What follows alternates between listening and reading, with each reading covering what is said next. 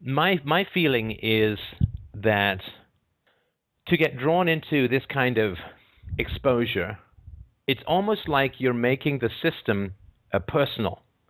And it's not that that's impossible, but I'm always a bit, at least for me, I'm concerned with making the system personal.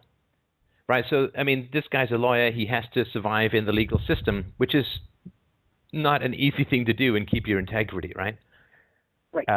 So I think asking him to threaten his own legal profession for the sake of a Facebook post is asking quite a lot, right?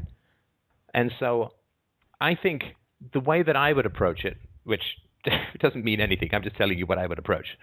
The way that I would approach it is to say that the hypocrisy that this man is displaying is another reason why statism has to go.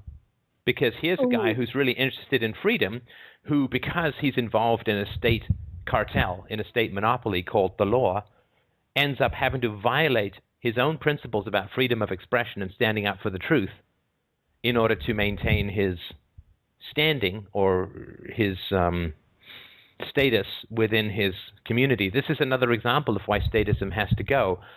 But to take him to task would, I think, be personalizing a bad system. I don't know if this makes any sense, but it's making his choices are not independent of the system that he's operating in. Now, should he be a lawyer? Is it? I don't know, but it doesn't really matter because people don't spend, 8 years getting a law degree and articling and all that kind of crap and then say, hey, I'm an anarchist. I'm going to just, throw it all and go and work at Denny's.